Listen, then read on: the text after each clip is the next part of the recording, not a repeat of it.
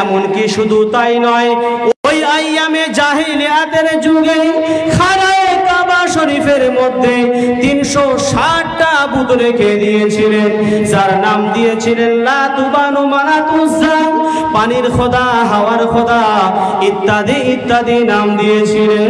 আমার ভাইরা, আল্লাহ পাক সিদ্ধান্ত নিলেন, ও আমার ফেরেশতা মণ্ডলীরা শোনো শোনো, আমি আমার রাহমাতাল লিল আলামিনকে মা আমিনার গর্ভে থেকে মক্কার জমিনে আমি আল্লাহ ভূমিষ্ঠ করব। জোরে বলতে পারলেন না? ও সোনা বন্ধুরা, আল্লাহ পাক ফেরেশতাদেরকে অর্ডার করে দিলেন, ও আমার ফেরেশতারা শোনো শোনো শোনো, আমি আল্লাহ তোমাদের হুকুম দিয়ে দিলাম, তোমরা রহমতের দরজাটা বন্ধ করে খুলে দাও। রহমতের দরজাটা খুলে দেওয়া হলো। আল্লাহর রহমতে আবার আল্লাহর রহমত বৃষ্টি শুরু হয়ে গেল। ওই যে মক্কার জমিনে বৃষ্টির অভাবে, আল্লাহর রহমতের অভাবে গাছ গাছালি গুলো শুকিয়ে সব নষ্ট হয়ে গিয়েছিল। আমার সোনা বন্ধুরা, ওই আল্লাহর রহমত পেয়ে, বৃষ্টি পেয়ে আবার তারা তরতাজা হয়ে গেল।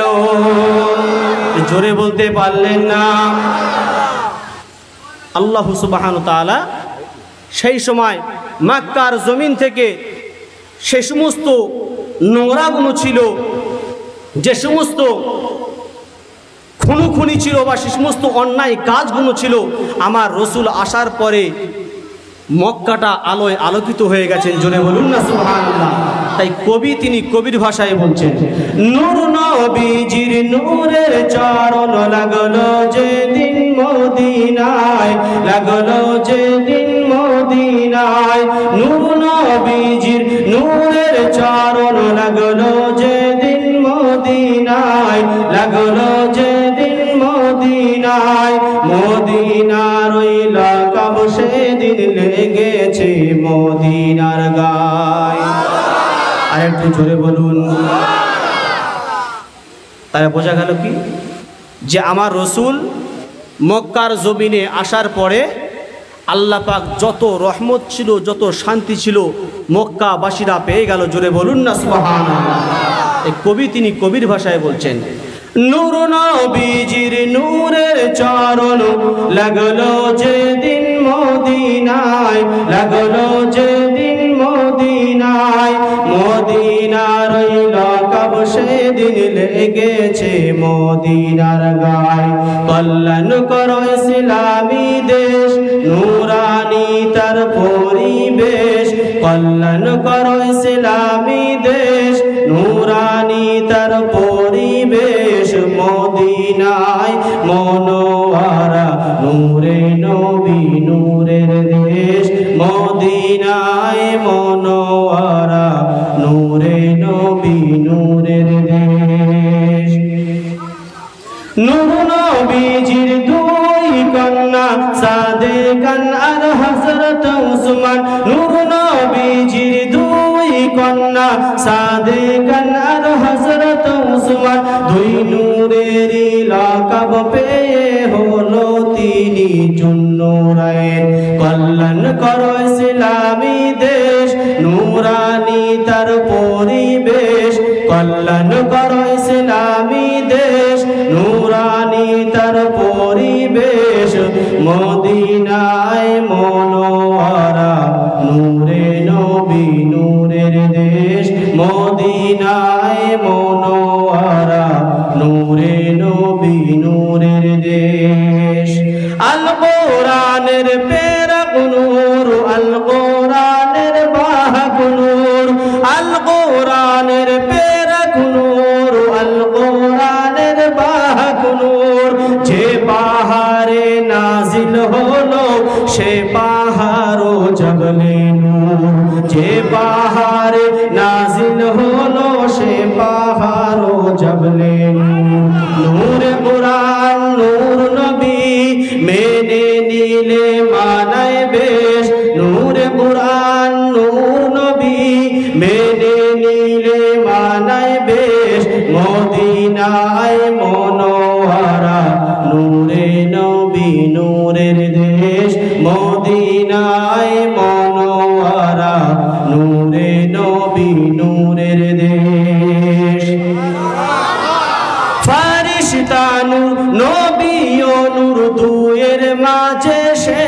কে, দুয়ের মাঝে সেরা কে।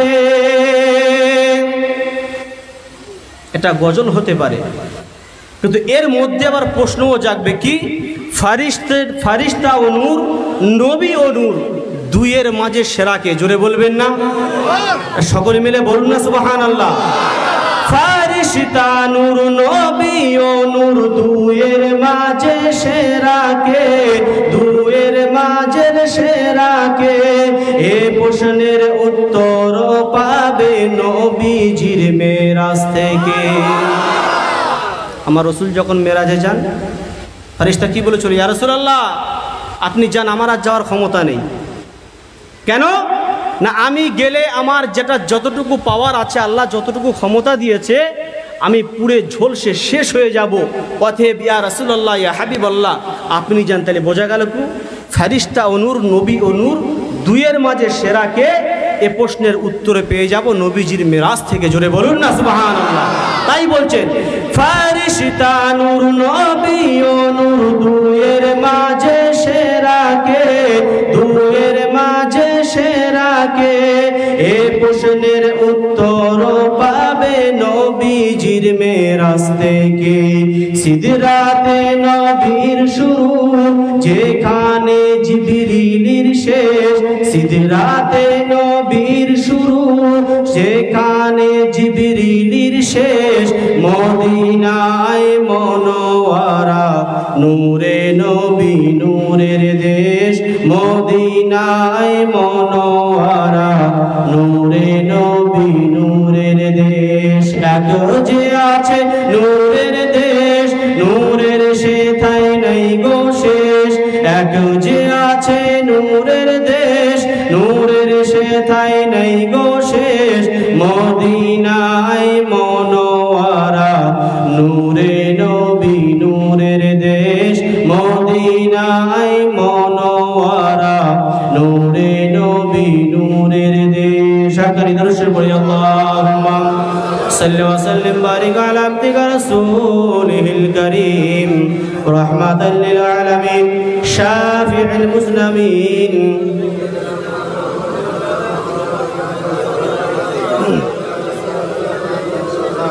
কামা সাল্লাইতা ওয়া সাল্লামতা।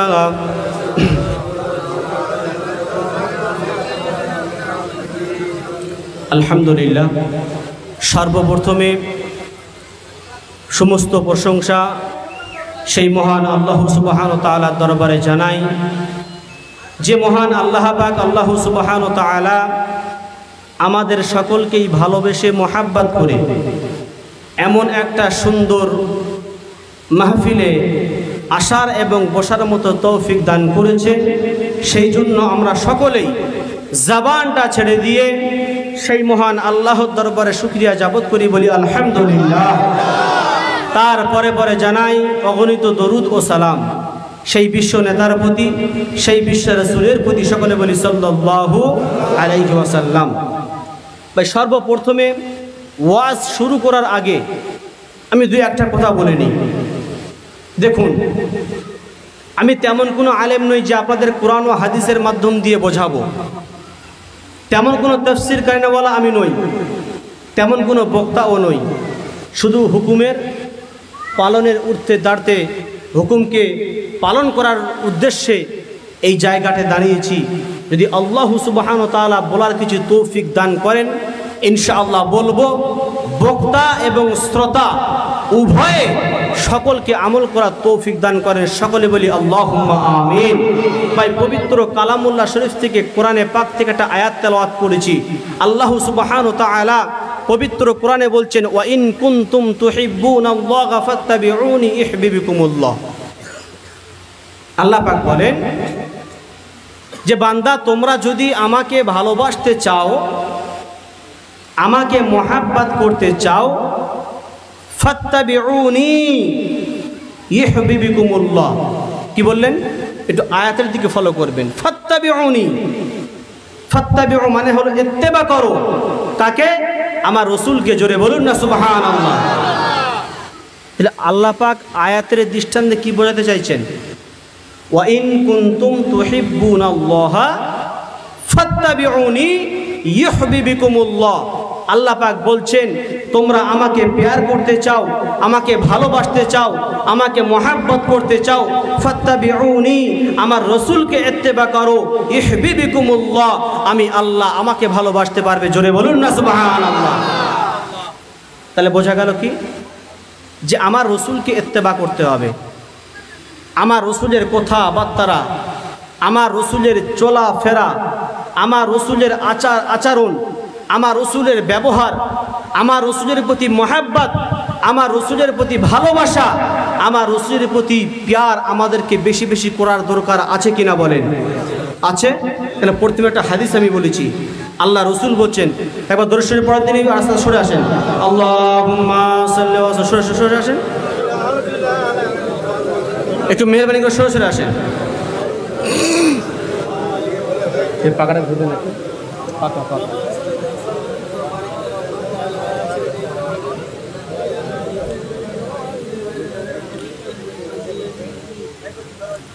তাহলে আল্লাহ সুবহানাহু ওয়া তাআলা আমাদেরকে কোরআনে কারিমার আয়াতের মাধ্যম দিয়ে বুঝিয়ে দিলেন যে আমার রাসূলের প্রতি ভালোবাসা, রাসূলের ইত্তেবা আমাদের করতে হবে। কেমন করে করব?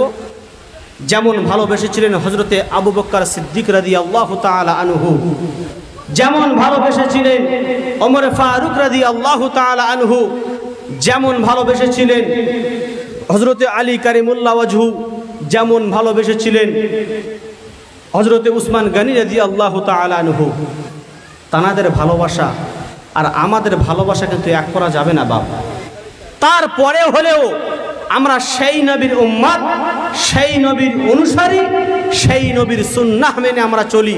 সেই রসুলকে মহাব্বত, সেই রসুলকে ভালোবাসা আমাকে আপনাকে অবশ্যই করা দরকার আছে কিনা একটু কথা বলুন।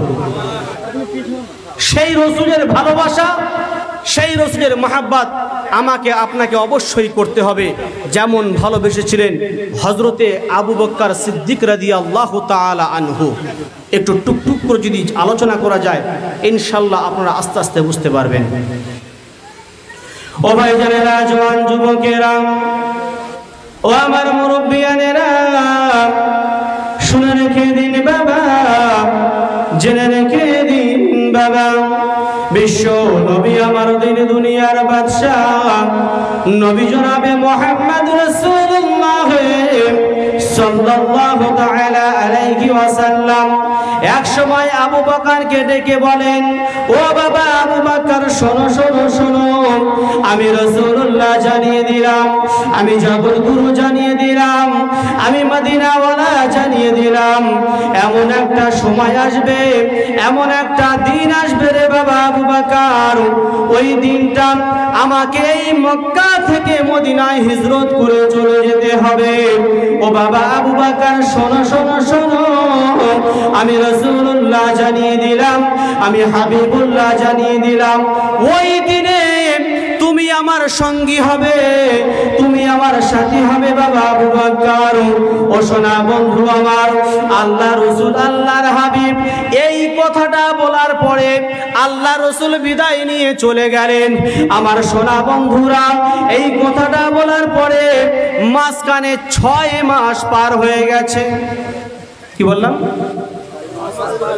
আল্লাহ রাসূল বলেন, বাবা আবু বকর, এমন একটা দিন, এমন একটা সময় আসবে যে দিনে তুমি আমার সঙ্গী হবে, তুমি আমার সাথী হবে, আর ওই দিনে ওই মক্কা থেকে মদিনায় হিজরত করতে হবে, আর ওই দিনের সাথী বা ওই দিনের সঙ্গী বাবা আবু বকর তুমি হবে। একবার জোরে বলুন না সুবহানাল্লাহ। আল্লাহ রাসূল, আল্লাহর হাবিব এই কথাটা বলার পরে মাঝখানে 6 মাস পার হয়ে গেলেন। 6 মাস পার হয়ে যাওয়ার পরে আল্লাহর রাসূল, আল্লাহর হাবিব, আল্লাহ পাকের হুকুমে অর্ডার হলো, এ আমার নবী, এ আমার হাবিব, এই মুহূর্তে তোমাকে মক্কা থেকে মদিনায় হিজরত করতে হবে। আল্লাহ রাসূল, আল্লাহর হাবিব কি করলেন? টুকটুক টুকটুক করে হযরতে আবু বকর সিদ্দিক রাদিয়াল্লাহু তাআলা আনহুর বাড়ির সামনে গিয়ে হাজির। একবার জোরে বলুন না সুবহানাল্লাহ। আমার ভাইরা, বিশ্ব নবী আমার দিন দুনিয়ার বাদশাহ নবী জনাবে মুহাম্মদ রাসূলুল্লাহ সাল্লাল্লাহু আলাইহি ওয়াসাল্লাম আবু বকরের ঘরের সামনে গিয়ে একবার সাড়া দিলেন, ও বাবা আবু বকর। এই কথা বলতে না বলতেই লাব্বাইকা সাদাইকা ইয়া রাসূলুল্লাহ, এটা জোরে বলতে পারলেন না। আমার ভাইরা, আল্লাহ রাসূল আল্লাহর হাবিব যে সময় আবু বকরকে বলেছিল, ও বাবা আবু বকর, এমন একটা দিন এমন একটা সময় আসবে রে বাপ, যেদিন আমার সাথী আর কেউ হবে না, ওই দিনের সাথী ওই দিনের সঙ্গী তুমি আবু বকর আমারও সাথী হয়ে যাবে বাপ। ও ভাই জানেরা, এই কথাটা বলার পরে মাঝখানে যে 6 মাস পার হয়ে গেল, আল্লাহ রাসূল মনে মনে করছেন, আমি যে 6 মাস আগে আবু বকরকে বলেছিলাম যে আবু বকর তুমি আমার সঙ্গী হবে, তুমি আমার সাথী হবে, না জানি আবু বকর কোন পরিস্থিতি বাড়িতে আছে, না জানি আবু বকর কি হালাতে আছে, আমি এই গভীর রাত্রিরে আবু বকরের ডাকের সাড়া পাবো কিনা জানি না। 6 মাস অতিক্রম হয়ে যাওয়ার পরে আল্লাহ রাসূল আল্লাহর হাবিব টুক টুক টুক টুক করে যখন আবু বকরের বাড়ির সামনে গিয়ে আস্তে আস্তে করে আওয়াজ দিয়েছেন, ও বাবা আবু বকর। আবু বকর রাদিয়াল্লাহু তাআলা আনহু সঙ্গে সঙ্গে সাড়া দিলেন, লাব্বাইকা সাদাইকা ইয়া রাসূলুল্লাহ। আল্লাহ রাসূল আশ্চর্য হয়ে গেলেন, ও বাবা আবু বকর, আমি তো বাবা আজ থেকে 6 মাস আগে তোমাকে বলেছিলাম যে বাবা আবু বকর, এমন একটা দিন এমন একটা সময় আসবে, ওই দিন তুমি আমার সঙ্গী হবে, কিন্তু মাঝখানে তো 6 মাস পার হয়ে গেছে, আর আমি রাসূল এই সময় আসব, এই গভীর রাত্রিরে আসব, বাবা তুমি কি করে জানলে? আবু বকর বলছেন, ইয়া রাসূলুল্লাহ ইয়া হাবিবাল্লাহ, আপনি যে আমার ওই 6 মাস আগে আমাকে ইত্তলা করে দিয়েছেন, আমাকে সাবধান করে দিয়েছেন, ইয়া রাসূলুল্লাহ ইয়া হাবিবাল্লাহ, আমি এই কথা মনে মনে করলাম যে আমার রাসূল না জানি কোন মুহূর্তে এসে পড়বে, আমার রাসূল না জানি কোন সময় এসে পড়বে, আর আমাকে ডাকবে, আমি ডাকে সাড়া দিতে পারবো না, ইয়া রাসূলুল্লাহ আপনার সামনে গুস্তাখি হয়ে যাবে, বেয়াদবি হয়ে যাবে, সেই জন্য করে আমি আবু বকর সেই 6 মাস দিন থেকে নিয়ে দিন রাত পার হয়ে গেছে, ইয়া রাসূলুল্লাহ এই দরজার সামনে আপনার অপেক্ষায় আছি, জোরে বলুন না সুবহানাল্লাহ। তাহলে তারা কেমন মহাব্বত করেছিলেন রাসূলকে, কেমন ভালোবেসেছিলেন? হ্যাঁ, একটা ঘটনা আমার মনে পড়ে যাচ্ছে। সুফি মুফতি সাবল সিঙ্গাপুরি রহমাতুল্লাহ আলাই, যিনি কিনা এখন বর্তমান যিনি আমাদের হুজুরগুলা মাস্টার সাহেব দামাত বারকাতুহু, এক সময় মানে সাবল সিঙ্গাপুরি রহমাতুল্লাহ আলাই মাস্টার সাহেব হুজুরগুলাকে ডেকে বলছেন, বাবা তুমি খাতা পেন নিয়ে রেডি থাকো, কেন তোমার লিখতে হবে। আর সত্যি আপনারা দেখেছেন কিনা আমি জানি না, আমি যে মসজিদে ইমামতি করি, ওই মসজিদে বর্তমান হুজুর কেবলার আমার কমিটির লেখার নাম আছে। সত্যি দেখলে মনে হবে যে কম্পিউটার থেকে যেন টাইপ করে নিয়ে এসছে, জোরে বলবেন না? সকলে মিলে বলুন না সুবহানাল্লাহ। এত সুন্দর হাতের লেখা, আল্লাহ পাক যেন মনে হচ্ছে ওনার হাতে মধু ঢেলে দিয়েছেন, জোরে বলুন না সুবহানাল্লাহ। তো সাবল সিঙ্গাপুরি রহমাতুল্লাহ আলাইহি বলছেন, বাবা তোমাকে কিছু লিখতে হবে। জাস্ট এই কথাটুকু বললেন। কি বললাম? যে তোমাকে কিছু লিখতে হবে। বর্তমান মাস্টার হুজুর রহমাতুল্লাহ আলাই তিনি খাতা আর পেন নিয়ে চুপচাপ মেরে হুজরা মোবারকের সামনে দাঁড়িয়ে আছেন। ঘন্টার পর ঘন্টা পার হয়ে যায়। কি বললাম? ঘন্টার পর ঘন্টা পার হয়ে যায়। ফজরের সময় হুজুর কেবলা যখন দরজা খুলছেন, দেখছেন মাস্টার হুজুর কেবলা দামাত বারাকাতুহু তিনি খাতা পেন নিয়ে দাঁড়িয়ে আছেন। জোরে বলবেন না সুবহানাল্লাহ? আর একটু জোরে বলুন না সুবহানাল্লাহ। কি এবার হঠাৎ তুমি দাঁড়িয়ে আছো কেন? বলছে, হুজুর ওই যে আপনি আমাকে বলেছেন যে বাবা কিছু লিখতে হবে। হুজুর আমি সেইখান থেকে নিয়ে আমি খাতা পেন এখনও নিয়ে দাঁড়িয়ে আছি। কেন? না জানি কোন সময় আপনি আমাকে ডাকবেন, আর আপনার ডাকে আমি সাড়া দিতে পারবো না, আপনার ডাকে আমি হাজরা দিতে পারবো না, আপনার সামনে গুস্তাখি হয়ে যাবে। হুজুর আমি সারাটা রাত এই জায়গাটায় দাঁড়িয়ে দাঁড়িয়ে পার করে দিয়েছি। জোরে বলুন না সুবহানাল্লাহ। ভাই পীর কিন্তু এমনি এমনি হওয়া যায় না। হ্যাঁ, পীর কিন্তু এমনি হওয়া যায় না। অনেক মোরাকাবা মুশাহিদা করার পরে, অনেক তাজিম করার পরে আল্লাহ পাক যাকে পছন্দ করবেন, যাকে ভালোবাসবেন, তাকে কামেল ওলি আল্লাহ বানিয়ে দেবেন। জোরে বলুন না সুবহানাল্লাহ। ঠিক তাকিয়ে দেখুন একটু, আবু বকর সিদ্দিক রাদিয়াল্লাহু তাআলা আনহু আল্লাহ রসুল ইত্তেরা করে দেওয়ার পরে মাঝখানে 6 মাস হয়ে যাওয়ার পরে আমার রসুল যখন একবার গিয়ে আস্তে করে ডাকলেন, বাবা আবু বকর, আল্লাহ রসুলের ডাকে আবু বকর সঙ্গে সঙ্গে সাড়া দিয়েছেন, লাব্বাইকা সাআদাইকা ইয়া রাসূলুল্লাহ, লাব্বাইকা সাআদাইকা ইয়া আমিরুল মুমিনিন। একবার জোরে বলুন না সুবহানাল্লাহ। সেই আবু বকর রাদিয়াল্লাহু তাআলা আনহুকে নিয়ে আমার রসুল, আমার হাবিব যে জায়গাটায় আত্মসমর্পণ করেছিলেন, আমি শুধু আপনাদের একটাই কথা বোঝাতে চাইছি যে রসুলের প্রতি কতটা আমাদের মহাব্বত করা দরকার, রসুলের প্রতি কতটা ভালোবাসা আমাদের রাখা দরকার। আমার শুধু এইটুকু বোঝাবার জন্য আপনাদেরকে বলছি। তো আবু বকর সিদ্দিক রাদিয়াল্লাহু তাআলা আনহু কি করলেন, বিশ্ব নবী সাল্লাল্লাহু আলাইহি ওয়াসাল্লামকে নিয়ে যে গুহাটায় আত্মসমর্পণ করেছিলেন, দেখছেন সেই গুহাটার চারিদিকে গর্ত ভর্তি হয়ে আছে। আল্লাহ রসুলকে বলেন, ইয়া রাসূলুল্লাহ, ইয়া হাবিব আল্লাহ, আপনি সারাটা রাত আপনার কষ্ট হয়ে গেছে, অতএব আপনার মাথাটা আমার উরুর উপরে রেখে দিয়ে আপনি একটু আরাম করুন। একবার জোরে বলুন না সুবহানাল্লাহ। আমার ভাই জানেরা, ওই সময় আবু বকর সিদ্দিক আকবর রাদিয়াল্লাহু তাআলা আনহু আল্লাহর নবী, আল্লাহর হাবিবকে বললেন, ইয়া রাসূলুল্লাহ, ইয়া হাবিবাল্লাহ, হুজুর, আপনি আমার উরুর উপরে মাথা রেখে একটু বিশ্রাম করুন। ওই সময় আবু বকর সিদ্দিক রাদিয়াল্লাহু তাআলা আনহু মনে মনে করলেন যে চারিদিকে যে সমস্ত গর্তগুলো হয়ে আছে, না জানি কোন গর্তের মধ্যে দিয়ে কোন বিষধর পোকামাকড় এসে আমার রসুলকে দংশন করবে, আমার রসুল জ্বালা যন্ত্রণা পাবে, আমার রসুল ব্যথা পাবে। না না না, আমি আবু বকর এটা কখনো সহ্য করতে পারবো না। আমার ভাইজানেরা, ওই সময় আবু বকর সিদ্দিক রাদিয়াল্লাহু তাআলা আনহু কি বললেন, নিজের গায়ে থেকে জামা মোবারকটা খুলে নিয়ে সমস্ত জামাটা ছিঁড়ে সমস্ত গর্তগুলো বন্ধ করতে লাগলেন। আর একটু জোরে বলুন না সুবহানাল্লাহ। ও ভাইজানেরা, ওই সময় আবু বকর সিদ্দিক রাদিয়াল্লাহু তাআলা আনহু সমস্ত গর্তগুলো যখন বন্ধ করে দেওয়া হলো, আর একটা গর্ত মাত্র বন্ধ করে দেওয়ার মতো কাপড় জুটলো না। আল্লাহর নবী, আল্লাহর হাবিব আবু বকর সিদ্দিক রাদিয়াল্লাহু তাআলা আনহু উরুর উপরে মাথা রেখে আমার নবী আরাম ফরমাচ্ছেন, আরাম করছেন। আর আবু বকর সিদ্দিক রাদিয়াল্লাহু তাআলা আনহু সমস্ত গর্তগুলো বন্ধ করার পরে আর একটা গর্ত যতক্ষণ বন্ধ করতে পারলো না, আবু বকর সিদ্দিক রাদিয়াল্লাহু তাআলা আনহু নিজের কদম মোবারকটা নিয়ে ওই গর্তের মধ্যে চাপা দিয়ে আছেন।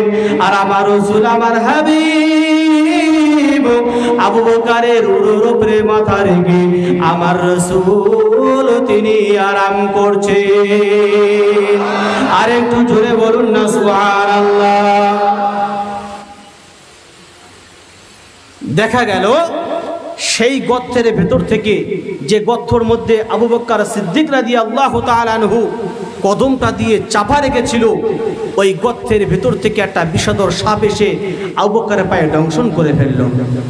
আমার ভাইরা, ওই দংশন করার পরে আবু বকর সিদ্দিক রাদিয়াল্লাহু তাআলা আনহু যন্ত্রণায় আর সহ্য করতে পারছে না। দেখা গেল কি, যে আবু বকর সিদ্দিক রাদিয়াল্লাহু তাআলা আনহু চোখ দিয়ে টস টস করে পানি পড়ছেন। আর ওই পানির ফোঁটা যখন আমার রসুলের মুখে পড়ল, আমার রসুলের আরামটা সঙ্গে সঙ্গে ভেঙে গেল। ভেঙে যাওয়ার পরে দেখছেন যে আবু বকরের চোখ দিয়ে টস টস করে পানি পড়ছে। আর আবু বকরকে জিজ্ঞাসা করছে, বাবা আবু বকর, তোমার কি বাড়ির কথা মনে পড়ে গেছে? তোমার কি বিবির কথা মনে পড়ে গেছে? না তোমার সংসারের কথা মনে পড়ে গেছে? ওই সময় আবু বকর বলেছিলেন, ইয়া রাসূলুল্লাহ, ইয়া হাবিবাল্লাহ, আমার বিবির কথা মনে পড়ে নাই, আমার সংসারের কথা মনে পড়ে নাই, আমার পিতা মাতার কথা মনে পড়ে নাই। তবে তুমি কেন কাঁদো বাবা আবু বকর? কেন তুমি কাঁদছো? আমার ভাইরা, ওই সময় আবু বকর বলেছেন, ইয়া রাসূলুল্লাহ, ইয়া হাবিবাল্লাহ, ওই যে আপনি একটা গর্ত দেখতে পাচ্ছেন, ওই গর্তের মধ্যে আমি পা দিয়ে রেখেছিলাম, আর ওই গর্তের ভেতর থেকে একটা বিষধর সাপ এসে আমাকে দংশন করেছে। ইয়া রাসূলুল্লাহ, ইয়া হাবিবাল্লাহ, আমি ওই যন্ত্রণার জ্বালায় আমি আবু বকর জ্বালা যন্ত্রণা সহ্য করতে না পেরে আমার চোখ দিয়ে পানি চলে এসেছে। একবার জোরে বলুন না সুবহানাল্লাহ। আমার ভাইরা, ওই সময় আবু বকর সিদ্দিক রাদিয়াল্লাহু তাআলা আনহু বলেন, ইয়া রাসূলুল্লাহ, ইয়া হাবিবাল্লাহ, হুজুর, আমি আবু বকর যদি আমার জীবনটা চলে যেত, আমি আবু বকর আমার জীবনের বিনিময় হলে, ইয়া রাসূলুল্লাহ, ইয়া হাবিবাল্লাহ, হুজুর, আমি আবু বকর আপনার আরামটা নষ্ট করতাম না। জোরে বলতে পারলেন না। ওই সময় আবু বকর বলেন, ইয়া রাসূলুল্লাহ, ইয়া হাবিবাল্লাহ, হুজুর, আমি জ্বালা যন্ত্রণা সহ্য করতে পারি নাই, আমি জ্বালা যন্ত্রণা সহ্য করতে না পেরে, আমার চোখের পানি আটকে না রাখতে পেরে, ইয়া রাসূলুল্লাহ, ইয়া হাবিবাল্লাহ, হুজুর, আমার চোখের পানি আপনার মুখে পড়ে যাওয়ার কারণে আপনার আরামটা নষ্ট হয়ে গেছে। ইয়া রাসূলুল্লাহ, ইয়া হাবিবাল্লাহ, হুজুর, আমি আবু বকর আমার বিয়াদবিটা ক্ষমা করে দিন, আমার বিয়াদবিটা মাফ করে দিন। ওই সময় বিশ্ব নবী জনাবে মুহাম্মদ রাসূলুল্লাহ সাল্লাল্লাহু তাআলা আলাইহি ওয়াসাল্লাম নিজের থুতু মোবারকটা নিয়ে আবু বকর রাদিয়াল্লাহু তাআলা আনহুর কদম মোবারকে যখন লাগিয়ে দিলেন, আবু বকরের সমস্ত জ্বালা যন্ত্রণাটা শেষ হয়ে গেল। আবু বকরের সমস্ত ব্যথা যা ছিল সব কিছু আমার আল্লাহ দূর করে দিল। কি মহাব্বত তারা করেছিলেন, কি ভালো তারা বেসেছিলেন। আর আজকে আমরাও নবীকে ভালোবাসি। কিরাম ভালোবাসি? আমরা নবীর দিওয়ানা, নামাজ পড়তে জানি না, আমরা নবীর দিওয়ানা, দাড়ি কাটা কখনো ভুলবো না, আমরা নবীর দিওয়ানা, নবীর সুন্নাতকে মেনে চলবো না, আমরা নবীর দিওয়ানা, নবীকে অনুসরণ করব না। এর নাম হলো মোহাব্বত। ও সোনা বন্ধুরা, এর নাম মোহাব্বত বলা যাবে না। রসুলকে ভালোবাসতে গেলে, রসুলের সাথে মোহাব্বত রাখতে গেলে, রসুলকে ইত্তেবা করতে গেলে রসুলের সুন্নাতকে মেনে চলার আছে দরকার কিনা বলেন? নামাজ পড়ার দরকার আছে কিনা বলেন? রসুলের কথা মানার দরকার আছে কিনা বলেন? আমার ভাইরা, সাহাবাদের দিকে লক্ষ্য করলে দেখা যায় সাহাবায়ে কেরাম রাদিয়াল্লাহু তাআলা আনহুম আল্লাহ রসুলের এক কথার জন্য, আল্লাহ রসুলের প্রতি তারা উহুদের ময়দানে, কোন যুদ্ধের ময়দানে সাহাবায়ে কেরামরা তানারা সব শহীদ হয়ে গিয়েছিলেন। এর জোরে বলুন না সুবহানাল্লাহ। সেই ভালোবাসা, সেই মোহাব্বত আমাদেরকে দেখাতে হবে। আজকে আপনি আমার হুজুর কেবলার দিকে তাকিয়ে দেখুন, যিনি কিনা তার মুরিদ মুতাদেরকে নিয়ে তিনি এতটাই চিন্তিতর মধ্যে থাকেন, এতটাই ব্যস্ত হয়ে থাকেন যে যাতে করে এরা দুনিয়ার জমিনে ভালো কাজ করে নেকি উপার্জন করে এরা যাতে জান্নাতে যেতে পারে। আমার হুজুর কেবলা সারাক্ষণ সেই হুজরা মোবারকে বসে বসে তিনি তানার এই কি করছেন, তানার মুরিদদের কথা চিন্তা করছেন। জোরে বলুন না সুবহানাল্লাহ। তিনি এমন এমন একটা সিস্টেম আমাদের কাছে রেখে গেছেন, যেগুলো যদি আমরা অক্ষরে অক্ষরে পালন করি আমার ভাইরা, আমার আপনার নামায় আমলে অগণিত সওয়াব লেখা হবে। জোরে বলুন না সুবহানাল্লাহ। যদি বলেন কিরাম আমার আপনার নামায় সওয়াব লেখা হবে, ভাই আমরা গ্রামগঞ্জের মানুষ অনেক আছি, কোরআন পড়তে পারি না, কে ভাই ঠিক না বেটি? কথা বলুন। আমরা অনেক মানুষ এমন আছি কোরআন পড়তে পারি না, কিন্তু আমার হুজুর কেবলা তিনি এমন একটা সিস্টেম করে রেখেছেন, এই নামাজের পরে যদি সামান্যতম ওজিফা একটু আমরা পড়তে পারি, আমার আপনার আমল নামায় অগণিত সব লেখা হবে। জোরে বলুন না সুবহানাল্লাহ। কিরকম সব লেখা হয় একটু এক্সাম্পল দিচ্ছি, ভালো করে শুনুন। প্রথমে আমার রসুলের দিকে যাই, যে বিশ্ব নবী জনাবে মুহাম্মদ রাসূলুল্লাহ সাল্লাল্লাহু আলাইহি ওয়াসাল্লাম বলেন, কেউ যদি একটা অক্ষর উচ্চারণ করে, কি বললাম, আল্লাহ পাক তার আমল নামায় 10টা নেকি লিখে দেয়। জোরে বলুন। আচ্ছা, আমার হুজুর কেবলা এই যে ওজিফাটা আমাকে দিয়েছেন, আমাদেরকে দিয়েছেন, আচ্ছা তিনি নিজের মন মর্জি বানিয়ে দিয়েছেন? হ্যাঁ, মন মর্জি বানিয়ে দেননি। তিনি আল্লাহ রসুলের হাদিসের দিকে ফলো করে, আল্লাহ রসুলের দিকে ফলো করে তিনি সব কিছু আমাদের কাছে রেখে গেছেন, যে ওজিফাটা বললে আমার আপনার আমল নামায়ে আল্লাহ পাক অগণিত সব লিখে দেন। জোরে বলুন না সুবহানাল্লাহ। যেমন ছোট্ট একটা কথা বলি, আমরা নামাজের পরে যদি শুধুমাত্র সূরা ফাতিহা পড়ি, কি বললাম, যদি শুধুমাত্র সূরা ফাতিহা পড়ি, আলহামদুলিল্লাহি রাব্বিল আলামিন আর রহমানির রহিম। ও সোনা বন্ধু আমার, আপনি বাড়ি চলে যাবেন, 1 × 10 মারবেন, কি বললাম, 1 × 10 মারবেন, প্রতিটি অক্ষরে 10টা করে আপনি হিসাব মিলিয়ে যাবেন, দেখবেন আল্লাহ পাক আল্লাহ তাআলা আপনার আমল নামায় কোটি কোটি কোটি কোটি সব লিখে দেন। আর একটু জোরে বলতে পারলেন না? তাই সকল ভাইদের কাছে বিনয় করে বলবো যে আমরা যেন নামাজের পরে হলো সামান্যতম একটু টাইমে আমরা যেন এই কোরআনে ওজিফাটা আমরা আমল করতে পারি। ভাই করবো ইনশাআল্লাহ, ইনশাআল্লাহ। ছোট্ট একটা এক্সাম্পল দিয়ে আমি ছেড়ে দেবো। আচ্ছা বলেন তো, আমরা 5 ওয়াক্ত নামাজের পরে সূরা ইখলাস অর্থাৎ কুল হু আল্লাহু আহাদ, এই সূরাটা পড়ি কি পড়ি না? অনেকে বলে আজান গাছি বানিয়ে দিয়েছে, সব কিছু বানিয়ে দিয়েছে। আমি হাদিস থেকে বলছি, হাদিসটা দেখবেন, বড় বড় ওলামা ইকরামদের কাছে আপনি জিজ্ঞাসা করবেন সেটা কি।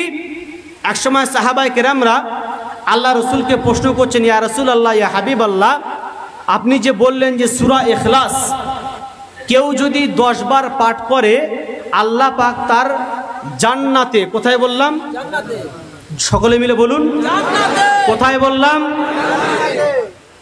আজান গাছি কথা বলছি না, কিন্তু আমি কার কথা বলছি, রসুলের কথা বলছি। আমার রসুল বলছেন, কেউ যদি সারা দিনে 10 বার সূরা ইখলাস পাঠ করে আল্লাহ পাক তার জন্য জান্নাতে সুন্দর একটা মহল করে দেবেন। জোরে বলুন। আর একটু জোরে বলতে পারলেন না?